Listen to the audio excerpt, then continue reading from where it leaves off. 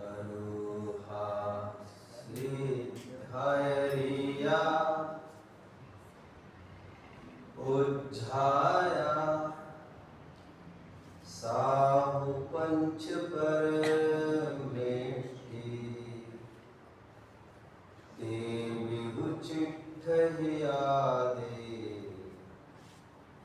तम आदाहु में शरणं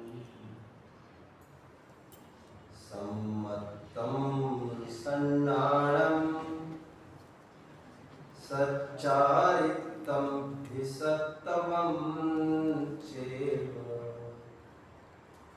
चौरोचिट्ठहिया दे तं आदाहु में शरणं।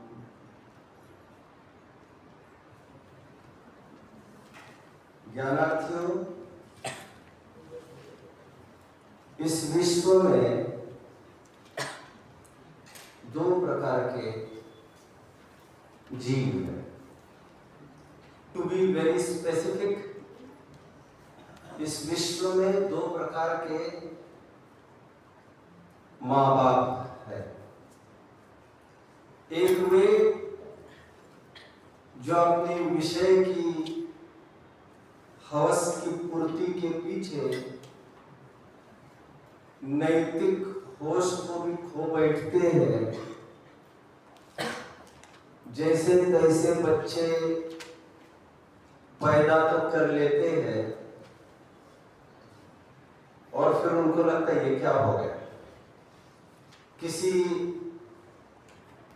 अनाथ आश्रम की खोज करते हैं, अबॉर्शंस बंद है ना अभी, अनाथ आश्रम की खोज करते हैं, वहां पर दाखिल कर देते हैं।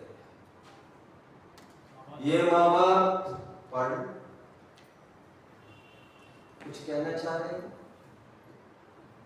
ये माँ बाप अपराध स्वयं करते हैं और दूसरों के माथे मढ़ते हैं। हम पैदा करेंगे और तुम संभालते रहेंगे। एक तरफ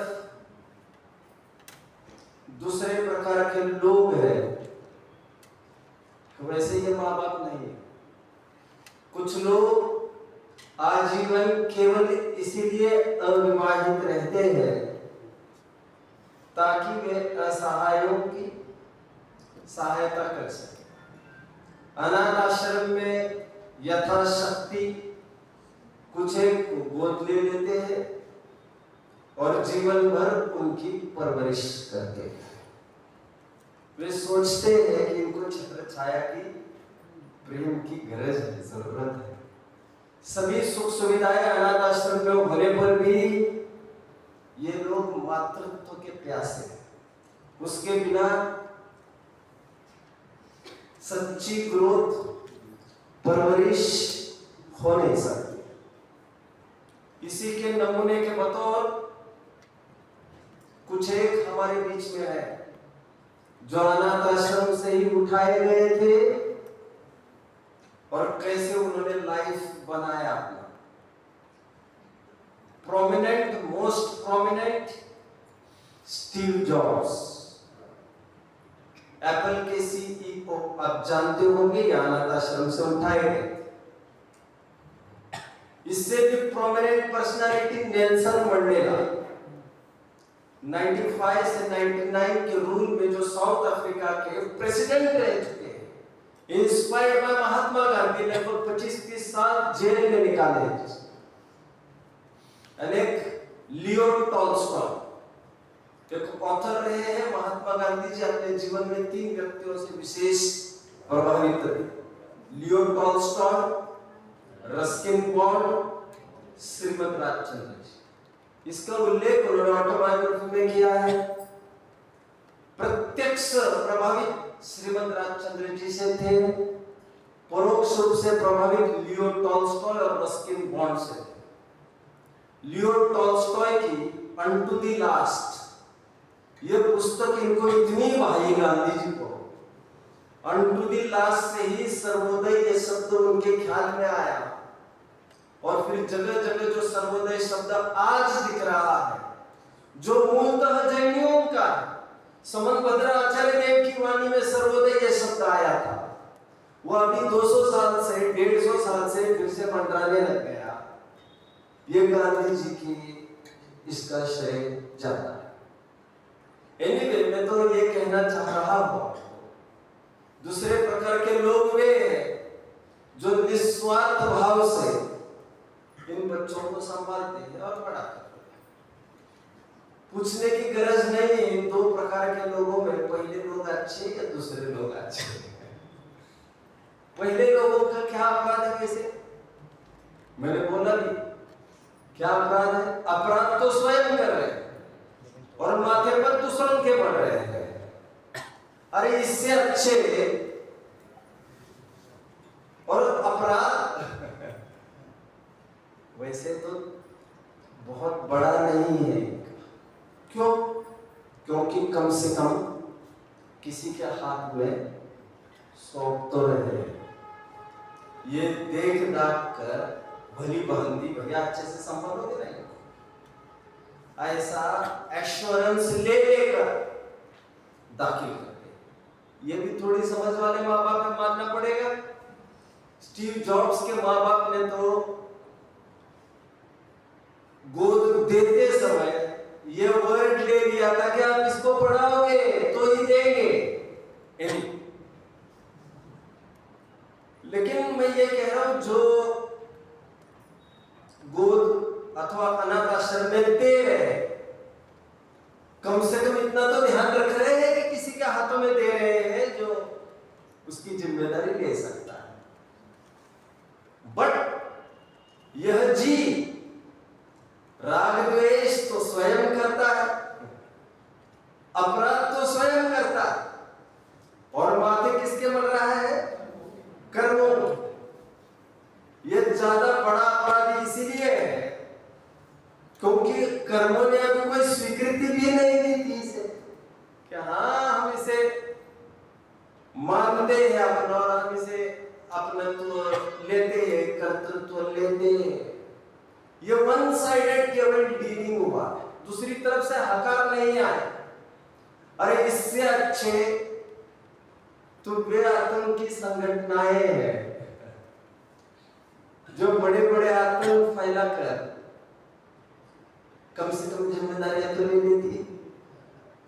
अब जानते होंगे जैसे वर्ल्ड ट्रेड सेंटर को उड़ाया गया 9/11 में, अल कायदा के लीडर ओसामा बिन लादेन ने इसको उड़ाया। अमेरिका की मैं बात कर रहा हूं, और उड़ाते ही तुरंत, क्रैश होते ही तुरंत एडमिट कर लिया, इंटरव्यूज वगैरह में गुप्त तौर पर सब जगह रिलीज कर दिया कि इसकी जिम्मेदार मैंने किया। ISIS आदि संगठनाएं होती है आतंकी, वो कुछ भी अपराध करते हैं, बॉम्ब ब्लास्ट कराए, कहीं कुछ कराए, दूसरे दिन तुरंत उसको एडमिट कर लेते, ये हमने किया।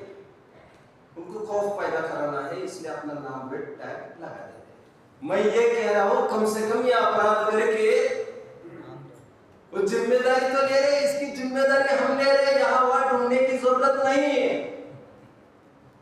यह जीव स्वयं क्रोध आदि करता है, अपराध करता है, और एडमिट यह भी करने को तैयार नहीं है कि जिम्मेदारी कि ये मैंने किया। और जो जिम्मेदारी लेगा कि ये मेरे से गलती हुई है, अपराध हुआ है, तो एक दिन उसे हटाने की भी कोशिश कर सकता है। कितने ज्ञानार्थी मुझे फॉलो कर रहे हैं अभी तक के सेशन को, शाबाश। मैं केवल आप ही लोगों के लिए आया हूं बच्चों, और मुझे इनसे कोई मतलब नहीं, कोई फर्क भी नहीं पड़ता ये बैठे तो। वाणी सर्वोदयी है, बट मैं बच्चों की मुख्यता से ही पढ़ाता हूं और मुझे बच्चों को ही पढ़ाना अच्छा लगता है। मुझे कोई ऑप्शन भी दे, या 1000 लोग हैं और ये 10 बच्चे विद्यार्थी, तो मैं आंख मीच कर 1000-10,000 को कभी भी काउंट करके मैं विद्यार्थियों को ऑप्ट करता हूं। यह सब केवल इसलिए आपका फोकस्ड रहना जरूरी है। क्रोध आदि के अभाव के उपाय प्रारंभ तब होंगे जब पहली स्टेप हम ये माने कि ये गलती मेरे से हो। एक घटना में निरंतर साझा करता हूं। एक हत्या हुई थी सोलापुर पुणे डिस्ट्रिक्ट्स के बॉर्डर पर, और उस बॉर्डर से 3 किलोमीटर पर मेरा घर है। वहां पर वो मर्डर कुछ इस कदर का हो गया है, वो अभी पता चल जाएगा। गुंडे का मर्डर हुआ था और ठीक बॉर्डर पर, आधा धड़ इस तरफ और आधा धड़ इस तरफ। 3 दिन तक लाश उठाई नहीं गई। पहले वो गुंडा और इसमें सब गुंडे ही फंसे थे। अब लाश उठाने वालों पर तो बहुत बड़ी जिम्मेदारी है। कौन आएगा? ये समस्या क्यों आ रही है बच्चों? राइट। और ऊपर से एक बार बड़े बड़े अफसरों का एक फोन आया ऊपर से, इतना ही, जो डेड बॉडी पड़ी है वो आपके पेरिफेरल एरिया में आती है। अभी मेरा प्रश्न है, उस लाश को उठाने में अब कितनी देर लगेगी? और अभी थोड़ा भी विलंब हुआ उस लाश को हटने में, उससे पहले तो यह हट जाएगी यहां से इंस्पेक्टर। 3 दिन से लाश पड़ी, अभी पीएम वगैरह कुछ नहीं हुआ इसका। कर क्या रहे हो तुम? पहले ये मेरी मर्यादा का अपराध है, ये मेरे अधीन ये सब हुआ, ये स्वीकार किए बिना इसके अभाव का उपाय नहीं हो सकता। मैं कॉमनली आपको ये कहूं बच्चों, कल यहां पर एक ब्लैक बोर्ड तैयार रखना। मैंने क्या कहा यहां पर?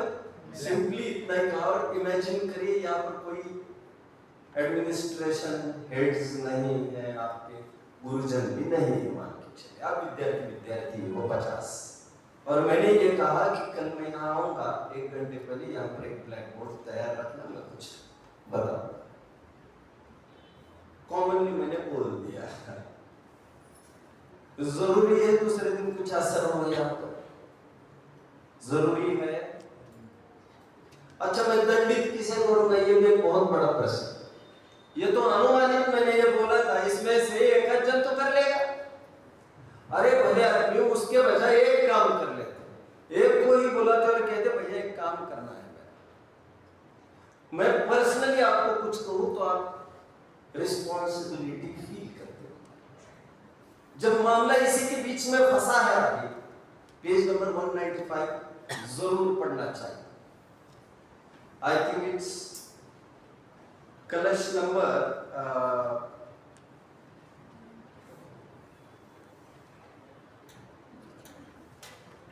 आज तो सब पर रेफर कराऊंगा मैं वैसे।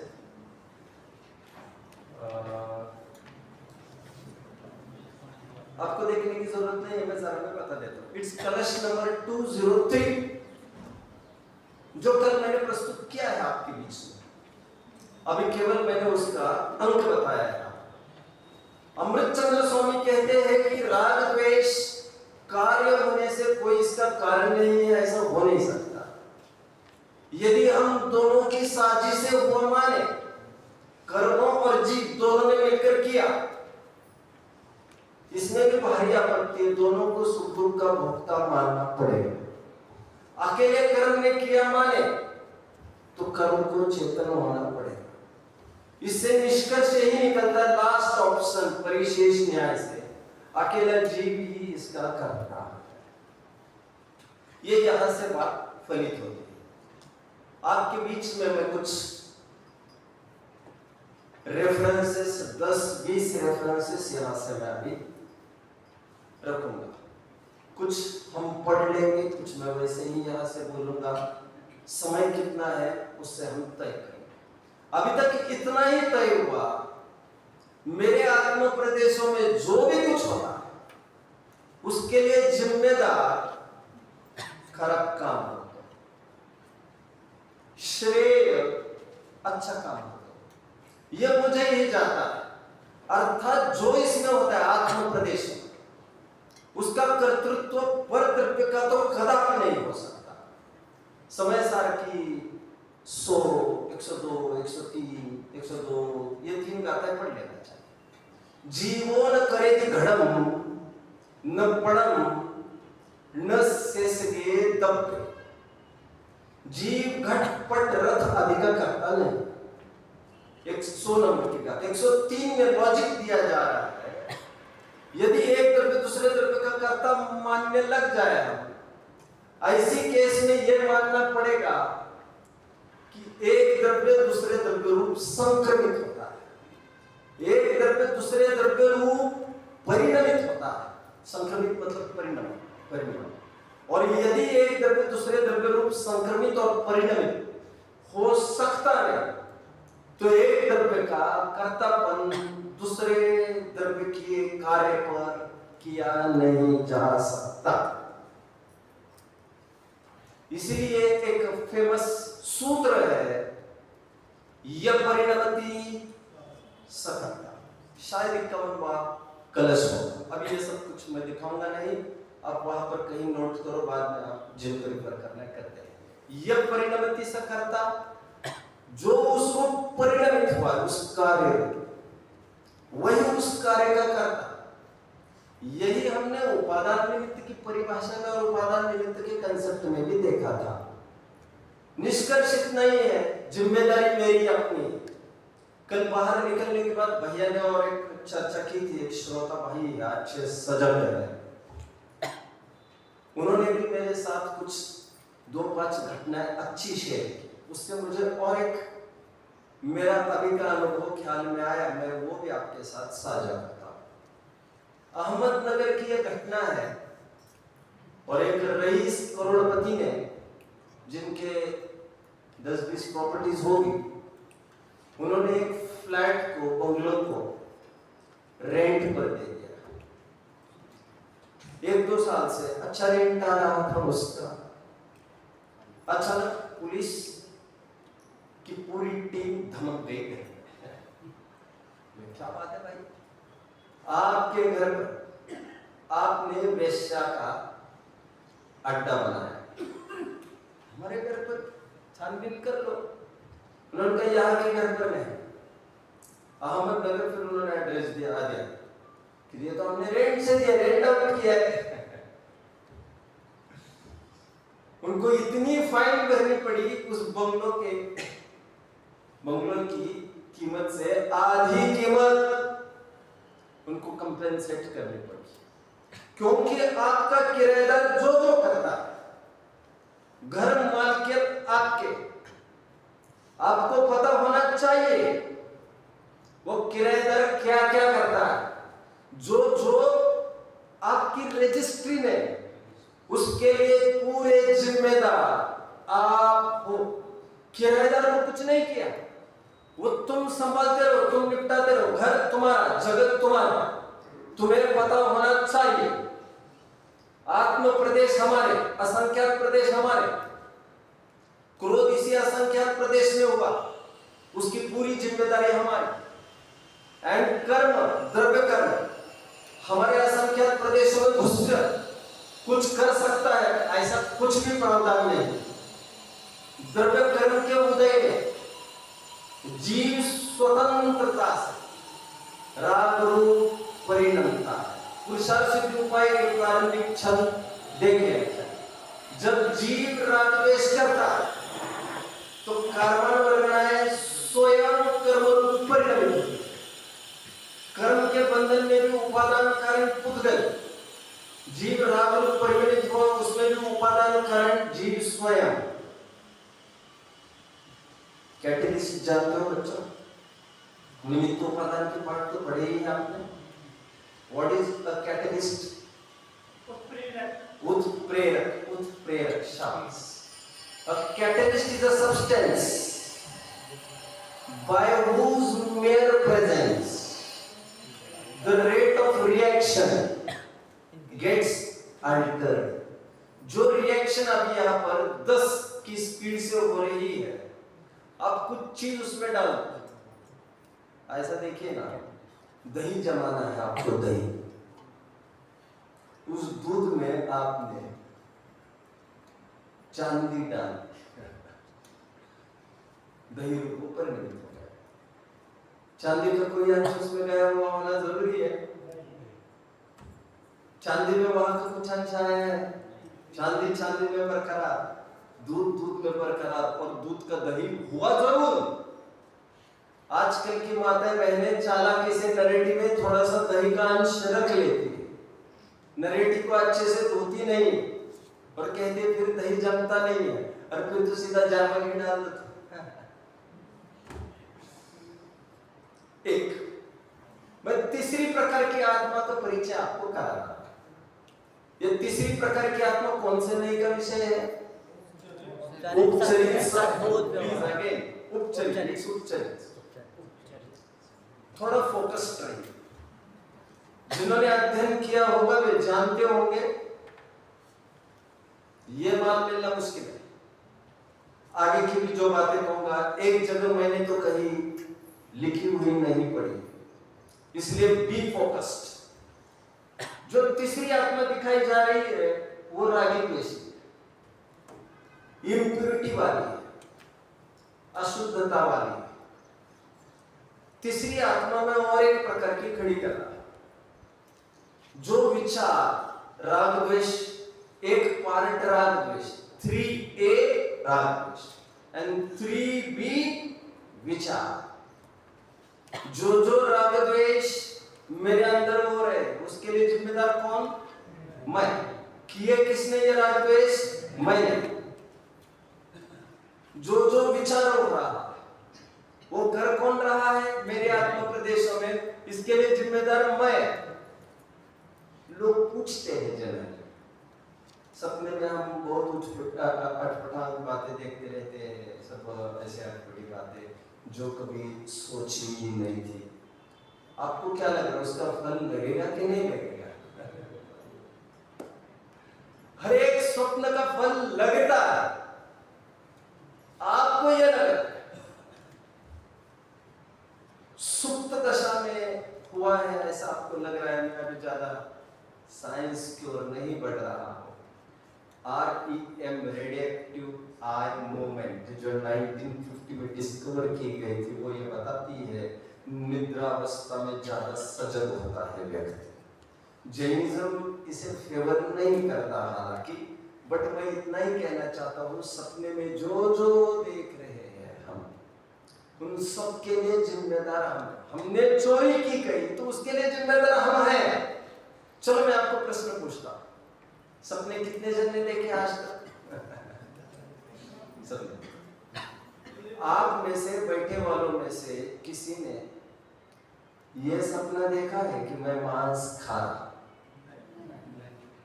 और आगे की बात सुनो, आप कभी देखेंगे, उसे कहते हैं अभिप्राय पूर्वक त्याग। उसी को कुलकुलाचार्य गाथा में कहते हैं कि निद्रा में भी ते धन्ना सुकयत्था ते सूरा ते पंडिया मनुया सम्मतम सिज्जियरम सविणो विणो मैल्यम ते सिम।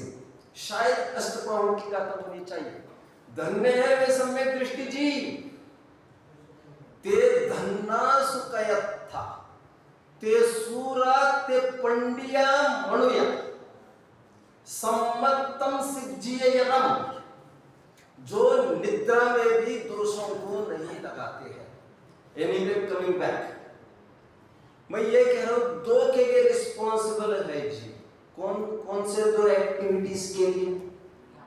एक मिनट, कौन सी दो एक्टिविटीज के लिए जिम्मेदार है जी? खड़े जी आप। आइए, मैं जानता हूं आप सो नहीं रहे थे, लेकिन थोड़ा स्टेप 2 में हम आए हैं। आइए आप बताइए, मैं दो एक्टिविटीज की चर्चा कर रहा हूँ फिलहाल, जो जीव के खाते में चली जाएगी। वे कौन कौन सी दो एक्टिविटीज है? ज्ञान दर्शन। बात है, बट अच्छे से ध्यान देना है। इसके बाद दो एक्टिविटीज की बात करो, एक तो राग द्वेष आदि अशुद्ध परिणाम और एक तो विचार। इन दोनों का कर्ता जीव। कौन से नहीं से? उपचरित सद्भुत व्यवहार में। सद्भुत क्यों? अपनी ही सत्ता में या अपनी असंख्यात प्रदेश। उपचरित क्यों? उपचार इसीलिए क्योंकि यह अशुद्ध पर्याय है, निर्मल पर्याय नहीं। और अशुद्ध पर्याय, पर्यायों के साथ आत्मा का रिश्ता थोड़ा दूरवर्ती स्थापित किया है हमने पर्पस। इसलिए उपचरित व्यवहार क्यों कहा इसे? व्यवहार के दो रूप है बच्चों। एक तो भिन्न वस्तुओं का अभेद रूप कथन, एक जो हम असद्भुत व्यवहार में देख चुके, एंड एक अभिन्न वस्तु में भेद रूप कथन जो अभी देख रहे हैं। जब अभिन्न एक वस्तु में भेद रूप कथन होता है तो उसे कहते हैं सद्भुत व्यवहार। दो वस्तुओं का मिलाकर एक रूप कथन करना उसे कहते हैं असद्भुत व्यवहार। सद्भुत और असद्भुत व्यवहार में इतना फर्क पड़ता है। दो का कर्तृत्व। अभी लोग अक्सर ये कहते पाए जाते, मैं बेसिक कंसेप्ट को ट्रिगर कर रहा हूं। मैं ये देखता हूं समाज में कंसेप्ट्स क्लियर नहीं। अधिकांश विद्वानों की ही यह हालत है। अच्छा, बातें तरह तरह की आती है यहाँ वहां से, उसे कैसे गूंथना पिरोना, उसकी अपेक्षा कैसे समझना, इस आर्ट को भी नहीं समझते हैं। इसलिए एकांत करके कहीं ना कहीं ढल जाते हैं। अभी आमतौर पर ये कहते पाए जाते हैं लोग, राग द्वेष करते, चलो करके दिखाओ, करके दिखाओ। तुम विचार कर सकते हो, चलो करके दिखाओ, करके दिखाओ। अक्सर ऐसा बोलते हैं। और फिर समय सर ने ऐसे क्यों कहा है कि रागादि का अकर्ता जीव? क्यों कहा है ऐसा? ऐसा वे लोग प्रश्न पूछते हैं, मैं पहले उसका उत्तर देता हूं।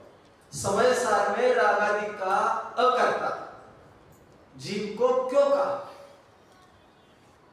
कारण एक, रूल यह परिणमति सकर्ता, जो उस रूप परिणमता है उसको कर्ता कहेंगे।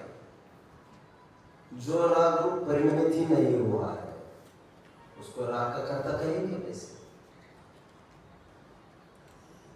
लेकिन जो राग रूप परिणमित हुआ है उसे राग का कर्ता कहेंगे जरूर।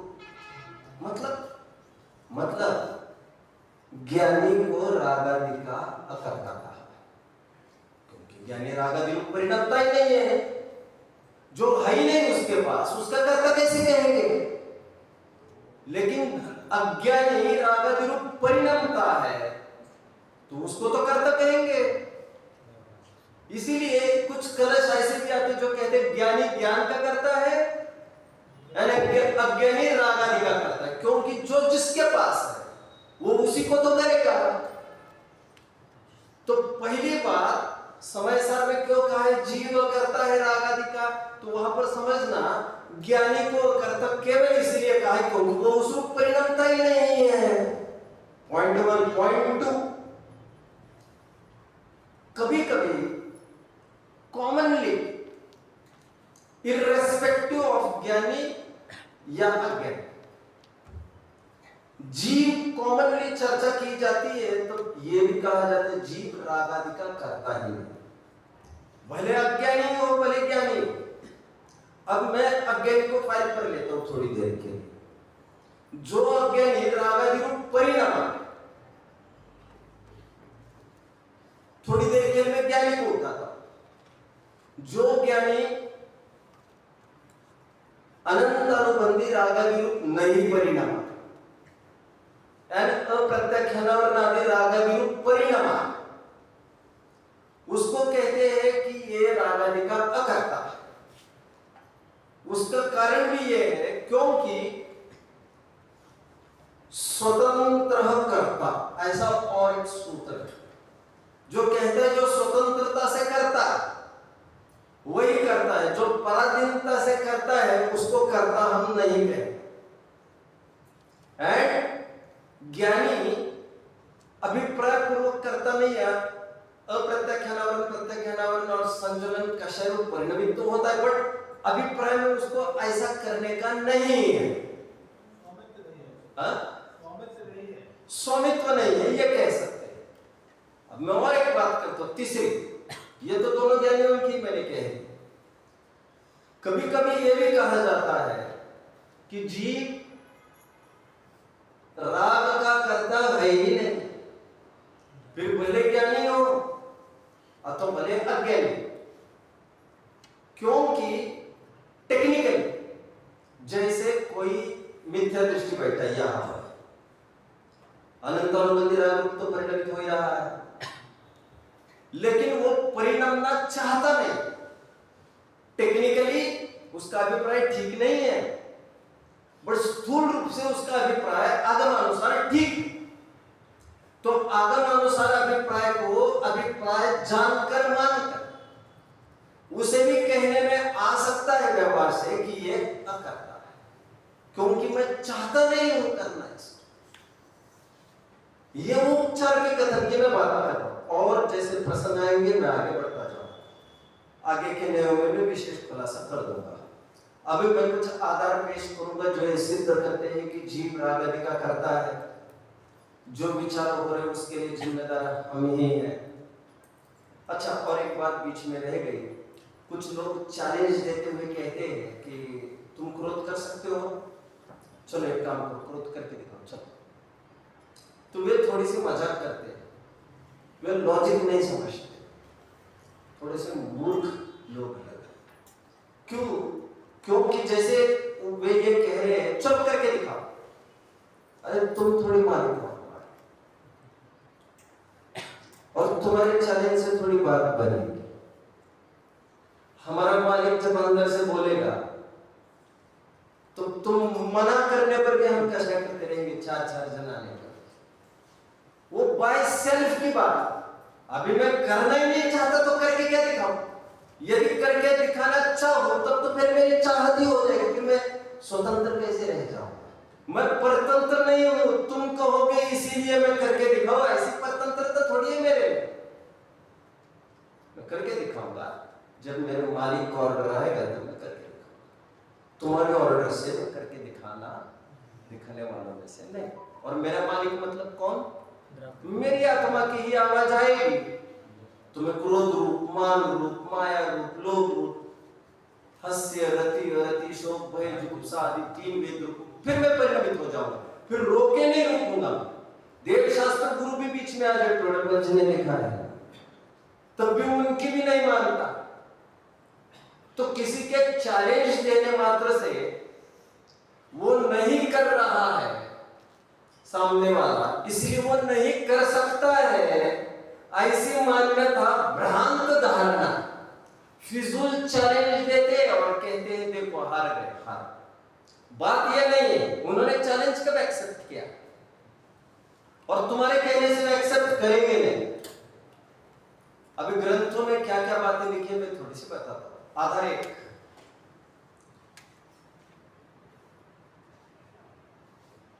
श्रोता का स्वरूप आप सब जानते होंगे बच्चों, टोडरमल जी ने लिखा, भले ही होनहार है इसीलिए जिस जीव को यह विचार आता है कि मैं कौन हूं, मेरा स्वरूप क्या है, यह चरित्र बन रहा है, सो कैसे बन रहा है। आगे ध्यान देना, ये जो मेरे भाव हो रहे हैं वो कैसे हो रहे हैं, ये जो मेरे भाव हो रहे हैं उनका क्या फल होगा। जीव दुखी हो रहा है, अभी मेरे भाव अंडरलाइन मेरे, जीव दुखी हो रहा है अंडरलाइन दुखी। अब जीव को तो सुखी दुखी भी नहीं कह सकेंगे यदि रागी द्वेषी नहीं कहेंगे तो, क्योंकि रागी द्वेषी कहना भोक्तापने की तरफ और राग सुखी दुखी कहना भोक्ता की तरफ से है, कर्म फल चेतना की तरफ से है, और रागी द्वेषी कहना कर्म चेतना की तरफ से है, कर्ता की तरफ से है। वे तो एक ही कॉइन के दो बाजू, एक आधा कंप्लीट। क्या कह रहे हैं? ये जो मेरे भाव हो रहे हैं उनका क्या फल होगा? जीव दुखी हो रहा है, सो दुख से बचने का क्या उपाय है? मुझे इतनी बातों का निर्णय करके जिससे मेरा हित हो वह मुझे करना चाहिए। इस विचार से अगेन इस विचार से उद्यमवंत हुआ है। विचार की भी बात आ गई इसमें, और भाव का तात्पर्य राग द्वेष की भी बात आ गई। आधार एक, यह मिलेगा आपको पेज नंबर 17 पर होगा, आप देख पाएंगे इसे, पेज नंबर 17। बस इनफ। अब मैं एक एक चीज तो पढ़ के नहीं दिखाऊंगा इसे। अभी दूसरे टोडरमल जी 265 पर ये कहते हैं बॉटम, देखो परिणामों की विचित्रता, 11वें गुणस्थान की प्राप्ति करके यथाख्यात चरित्र को धारण करके जीव वहां से अंतर मुहूर्त में पतित होकर मिथ्या दृष्टि हो जाता है। फिर किंचित न्यून क्या क्या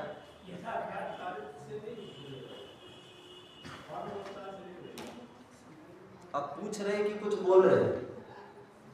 कुछ बोल रहे हैं तो फिर मैं आगे बढ़ता हूँ।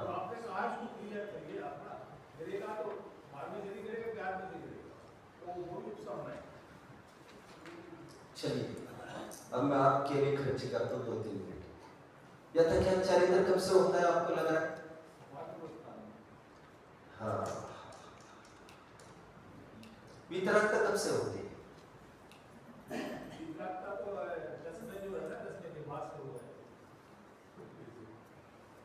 फिर वितरक और यथाख्यात चरित्र में क्या अंतर है? चरित्र कितने प्रकार का है? देश चरित्र, सकल चरित्र। एक 10वें गुणस्थान को सूक्ष्म सांप्रज्ञ, सामायिक छेदोपस्थापना, परिहार विशुद्धि, सूक्ष्म सांप्रज्ञ, यथाख्यात चरित्र। यथाख्यात चरित्र 11वें 12वें 13वें 14वें गुणस्थान में होता है। और सुनिए 11वें 12वें 13वें 14वें चारों गुणस्थानों में वीतरागता की अपेक्षा कुछ भी अंतर नहीं है। 11वें 12वें गुणस्थान वर्तियों को कहते हैं छद्मस्थ वीतराग, 13वें 14वें गुणस्थान वर्ती जीवों को कहते हैं सर्वज्ञ वीतराग। 11वें गुणस्थान वर्ती जीव को 12वें गुणस्थान वर्ती वत विशुद्धि है। विशुद्धि में रत्ती पाई का भी अंतर, कारण न 12वें में मोह का उदय है, न 11वें में मोह का उदय है। फर्क इतना है कि 11वें में उदय आने वाला है, 12वें में उदय नहीं आने वाला। बट ये फर्क फ्यूचर टेंस का है, प्रेजेंट टेंस का कोई अंतर नहीं। ठीक उसी प्रकार जिस प्रकार औपशमिक सम्यक्त्व और क्षयिक सम्यक्त्व वर्तमान अपेक्षा दोनों निर्मल सम्यक्त्व है। क्षावशमिक सम्यक्त्व मलिन सम्यक्त्व कहा। आई रिपीट 11वें गुणस्थान वर्ती, और फिर मैं तो उद्धृत कर रहा हूं टोडरमल जी को मैं तो लॉजिकली सिद्ध करते बैठा। मैं तो इतना ही कहता आपको that would have been done। मैं इतना ही कहता आपको, पंडित जी ने लिखा तो शायद मेरा काम तो वही मसला हल हो जाता, बट मैंने सोचा यहाँ पर मुझे वर्क करना चाहिए। यथाख्यात चरित्र मतलब क्या बच्चों? यथा मतलब जैसा, ख्यात मतलब कहा गया, चरित्र का जैसा स्वरूप कहा गया है हूबहू वैसा चरित्र 11वें में प्रकट हो जाता है, 14वें तक वैसे ही रहता है। 14वें के अंत में परम यथाख्यात ऐसी संज्ञा मिलती। फिलहाल इसे होल्ड करो। I think this is clear. इस मामले में आप निश्चिंत। जो मैं लौकिक उदाहरण दे रहा हूं उसमें गलतियां हो सकती है, धर्म के मामले में गलती का अवसर नहीं होगा। फिर असावधानी में क्या हो जाएगा तो उसका मैं कुछ नहीं कर सकता, मेरा कुछ नहीं चलेगा उसमें। अगेन देखो परिणामों की विचित्रता। ये मैं आधार क्यों दे रहा हूं बच्चों? ये आधार मैं क्यों दे रहा हूं? आगे क्यों दे रहा हूं आधार? खड़े आइए, क्यों आधार दे रहा हूं? जल्दी लाइन लाइन लाइन पीछे, ये लोग कोई लाइन। अरे सामने कोई बैठेगा नहीं, चलो जल्दी, आदमी कैसे नहीं क्या? लाइन लाइन, ये लो हाँ, उत्तर दोगे।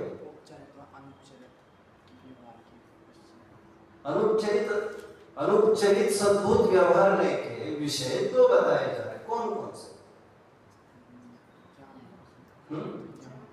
क्या? बोलो। चलो पहले चलो जल्दी एक काम करो ना, होलसेल में निपटा देते। जो आने वाले में खड़े रहिए जल्दी फटाफट, मैं टाइम वेस्ट नहीं करना चाहता। जो जिनको नहीं बनता है खड़े रहिए जल्दी, जिनको आता है यही बैठे रहिए जल्दी। सुनो, आइए इस तरफ आइए, तो हॉल इस तरफ ढलना जाए।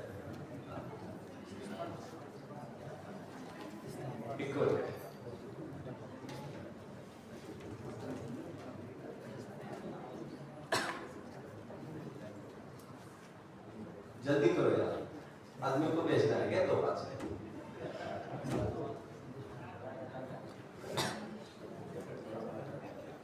बोलो भाई। 2 प्रकार की आत्माओं को विषय बनाता है। तीसरा है उपचरित उपचरित सद्भुत व्यवहार नहीं। मैं अभी गलत बोल रहा था कि थोड़ी देर पहले? उपचरित सद्भुत व्यवहार नहीं, 2 प्रकार की आत्माओं को विषय बनाती है, ऐसा मैं कह रहा हूं। जब से कौन कौन से? चलिए उठिए फटाफट, चलो जल्दी।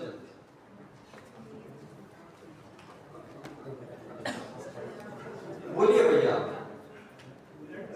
आपको तो बताना पड़ेगा, नहीं तो सबको बिठाना पड़ेगा मुझे। 2 प्रकार के आत्मा, एक राग द्वेष वाली और एक विचार वाली। बैठ सकते हैं सब। 2 प्रकार के। अभी सुनिए पंडित जी क्या कहते हैं, ध्यान देना से। और हम बराबर ये प्रूव करते जा रहे हैं, भाव करना हमारे हाथ में, ये प्रूव करते जा रहे हैं। और विचार करना हमारे हाथ में, ये भी प्रूव करते जा रहे हैं। टोडरमल जी क्या कहते हैं, देखिए 265 पर देखो परिणामों की विचित्रता। कोई 11वें गुणस्थानवर्ती मुनिराज यथाख्यात चारित्र प्राप्त करने के उपरांत भी अंतर्मुहूर्त में पहले गुणस्थान में आते हैं, फिर किंचित न्यूनार्थ उद्गत परावर्तन भ्रमण करते रहते हैं। And on the other hand कोई निगुण से निकलकर मनुष्य पर्याय की प्राप्ति करके अंतर्मुहूर्त में ही निर्वाण की प्राप्ति करता है। टोडर में जाके क्या कहते हैं, देखिए अंडरलाइन। इसीलिए हे जीव, परिणामों को बिगड़ने का भय रखना, परिणामों को सुधारने का उपाय करना। अब कुछ इस किस्म के लोग हैं, सुधार के दिखाओ, फिर सुधार के दिखाओ, सुधार के दिखाओ। अब सुधरेंगे तब सुधरेंगे, बिगाड़ क्यों रहा है? सुधार के दिखाओ, सुधार के दिखाओ। अरे तुम्हारे कहने से नहीं सुधरेंगे, हमारे कहने से सुधरेंगे। तुम्हारे कहने से सुधरने लग जाए तो मार्केट तुम्हारी नहीं हो जाएगी। और हमने चैलेंज एक्सेप्ट कब किया है तुम्हारा? जब तक चैलेंज एक्सेप्ट नहीं करते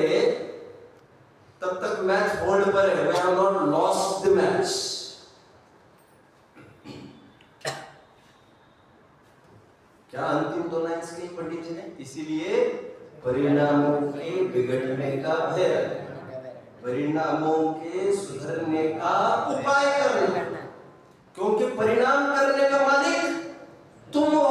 तुम श्रीमद जी के फेमस वर्डिंग्स, कर विचार तो पार।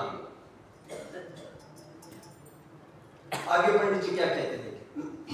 267 पेज कहते हैं, हमने 7वें अध्याय में, मैं सब पढ़ के नहीं दिखा रहा हूं, एक आध वर्ड यहाँ वहां हो जाएगा, उससे कोई बहुत फर्क नहीं पड़ेगा, इतना टाइम नहीं है।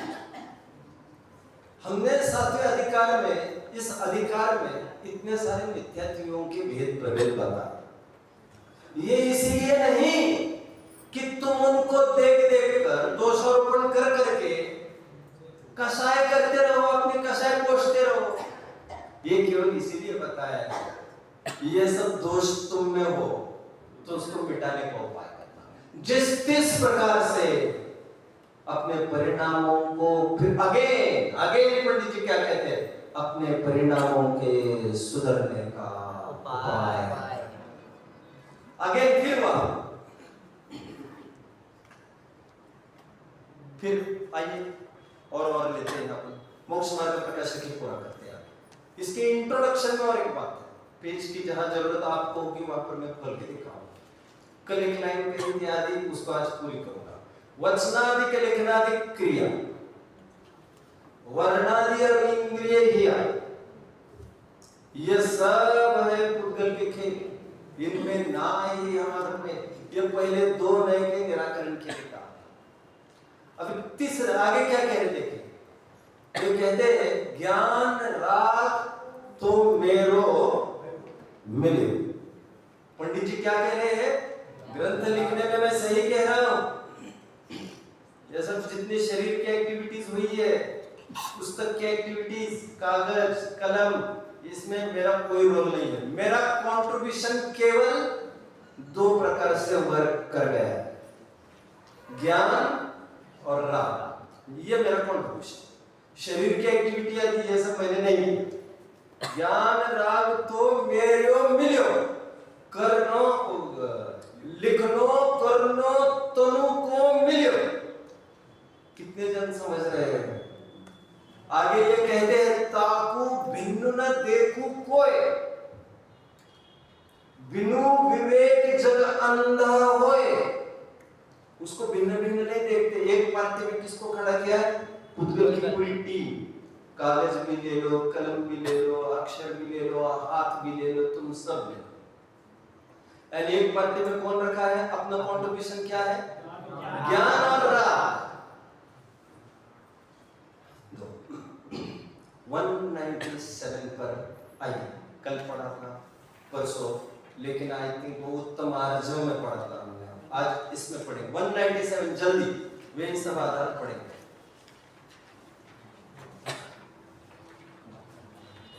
आज पूरा करना ही है इसे, तब तक छोड़ूंगा नहीं मैं आपको। समय आपने खाया ना। 197 जल्दी देखो क्या कह रहे पंडित जी।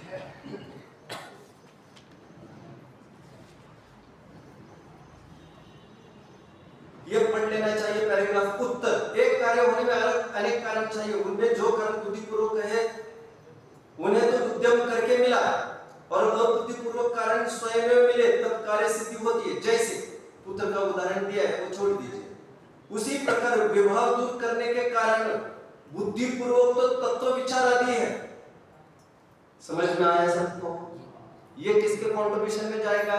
तत्व विचार, ये जीव के खाते में। आगे, और अबुद्धिपूर्वक मोह कर्म का आदि का उपशमन है, सो उनका अर्थ तत्व विचार आदि का तो उद्यम करे, और मोह कर्म के उपशम आदि स्वयं हो तो राग आदि दूर होते हैं। आगे नीचे पढ़ें, क्या क्या कुछ बात के लिए? राइट। नीचे आइए आप एकदम। यदि ऐसा शब्दान है, उसका कहना नहीं सब तत्व विचार तो जब बहुवितव्यता होगी तब होगा। और टोडोलॉजी पूरी तरह से ये कह रही है जीव के अधीन है, तुम्हारे में प्रसाद तय करेगा। यदि ऐसा शब्दान है तो सर्वत्र किसी भी कार्य का उद्यम मत करो। तू खानपान में अपना दिक्कत उद्यम करता है, यहाँ होनहार बतलाता है, इससे मालूम होता है कि तेरा अनुराग यहाँ नहीं है। मान अधिक सा ऐसी झूठी बातें बनाता है। 204 पेज पर तुरंत आ गए जल्दी। ये सब परसों पढ़ा था, वैसे इस प्रकरण में पढ़ना जरूरी है। तथा प्रारब्ध अनुसार तो कार्य होता ही। मिला 204 लास्ट पैराग्राफ। तू उद्यमी होकर भोजन आदि किस लिए करता है?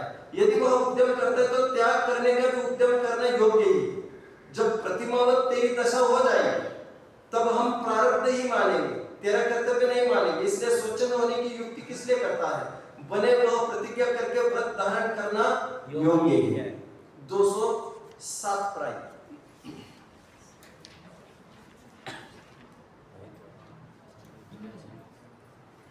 आगे देखो,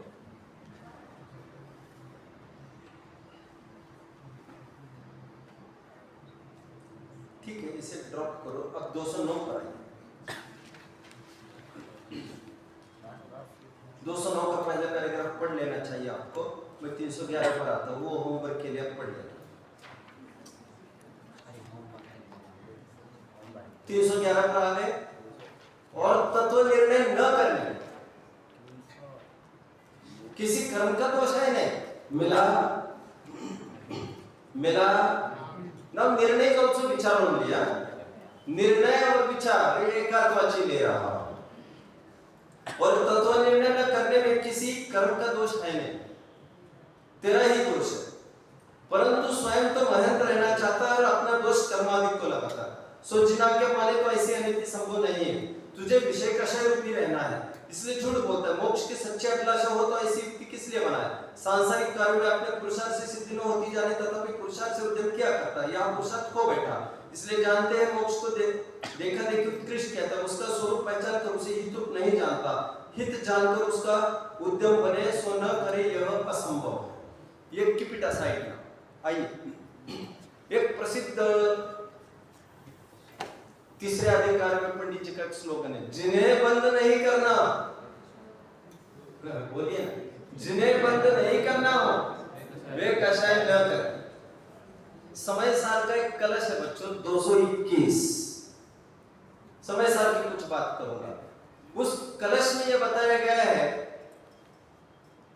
क्या है? राग आदि जन्मनी पर चलो आप भी इसको देख लीजिए। 197 पेज खोलिए।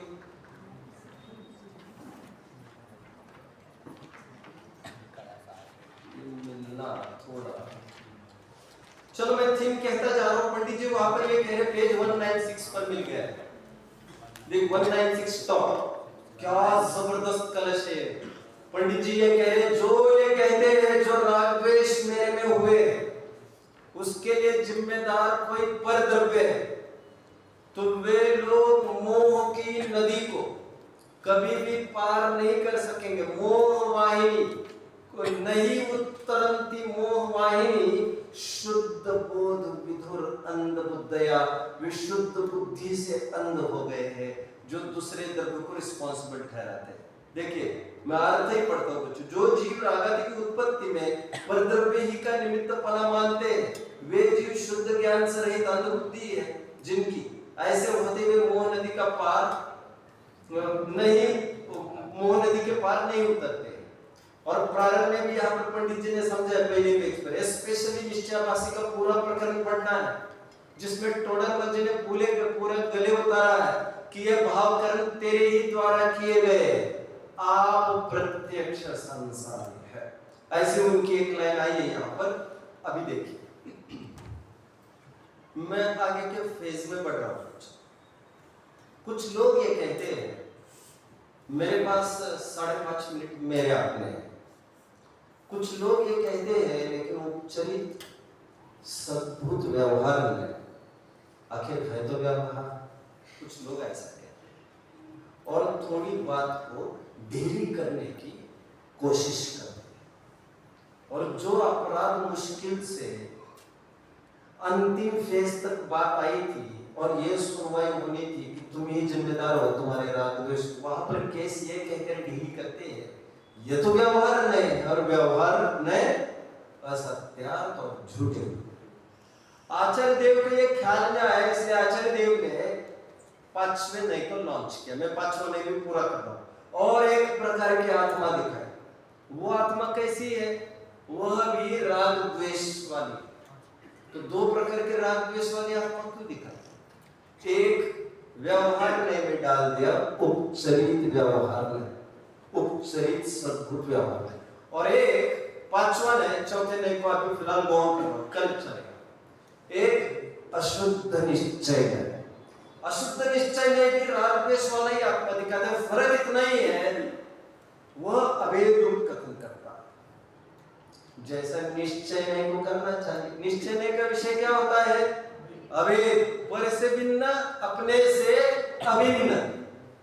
व्यवहार का क्या काम है? पर में मिलावट और अपने में टुकड़े। निश्चय का क्या काम है? पर से भिन्न और अपने से अभिन्न। फर्क क्या पड़ा? अशुद्ध निश्चय में यह कहता है, जोर देकर ये राग द्वेष तुमने ही किए हैं और अभेद रूप से तुम उस रूप परिणमित हुए। कितने जन फॉलो कर रहे हैं? ये कौन सा नहीं बोल रहा है? निश्चय, निश्चय ने, निश्चय ने से राग द्वेष मेरे, जिनको निश्चय नहीं की ही टोन में चाहिए था, आचार्य देव ने ऐसा भी इंतजाम कर दिया उसका। जीव राग आदि रूप परिणमित हुआ। अच्छा मुझे ये बताओ बच्चों, राग आदि और जीव का कौन सा संबंध है? हाँ बोलिए,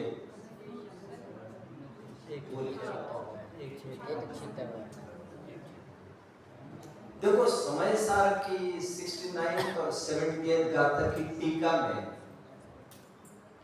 जीव का क्रोध आदि के साथ संयोग सिद्ध संबंध बताया है और जीव का ज्ञान के साथ तादात्म्य संबंध बताया है। बट मैं आपको बात बता दूं थोड़ी सी, जहां पर टेक्निकल की बात आती है, टेक्निकल एनालिसिस की, प्रवचन सार ही सत्यार्थ ग्रंथ है। जैसा पदार्थ है वैसा निरूपण करने वाला ग्रंथ प्रवचन सार ही है।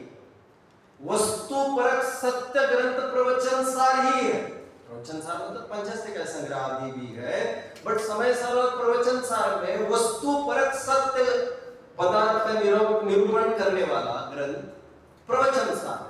तो समय सार क्या करता है? समय सार प्रयोजन परक सत्य पदार्थ का निरूपण करता है अथवा प्रयोजन परक पदार्थ का निरूपण करता है। वो टेक्निकली जैसे वस्तु परक पदार्थ का निरूपण नहीं करता, वो गौण भी करता है, काफी सारी बातें तोड़ के गौण गौण करके जिस पर फोकस करना है वो कहते हैं इतनी ही वस्तु, स्वभाव मात्र की वस्तु, उसकी निगाह में और कुछ नहीं। फॉलो कर रहे हैं मुझे? प्रवचन सार ये टेक्निकली जैसा पदार्थ है वैसा ही दिखाता है। समय सार अमुक विषय को गौण करके जो अभिष्ट विषय है उतना ही विषय है ऐसा वो बताता है। जब आगे के नहीं चलेंगे, स्पेशली 8वां, तो मैं वहां पर विशेष फोकस करूंगा। आज मैं ये कह रहा हूं 8वीं गाथा प्रवचन सार। हाँ वैसे मैंने संबंध पूछा है आपको, तो लोग जब भी क्रोध का और आत्मा का संबंध पूछो तो लोग अक्सर उस टोन में संयोग संबंध कह देते हैं, बट टेक्निकली आप जानते हो राग में और जीव में कौन सा संबंध है बच्चों?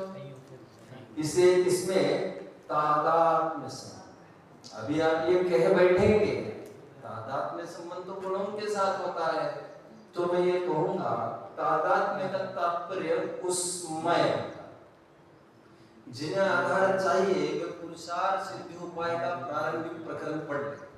टोडरमल जी ने स्वयं तादात्म्य संबंध के 2 भेद किए, एक नित्य तादात्म्य और एक अनित्य तादात्म्य, जिसमें कहते हैं जीव का राग आदि के साथ अनित्य तादात्म्य है।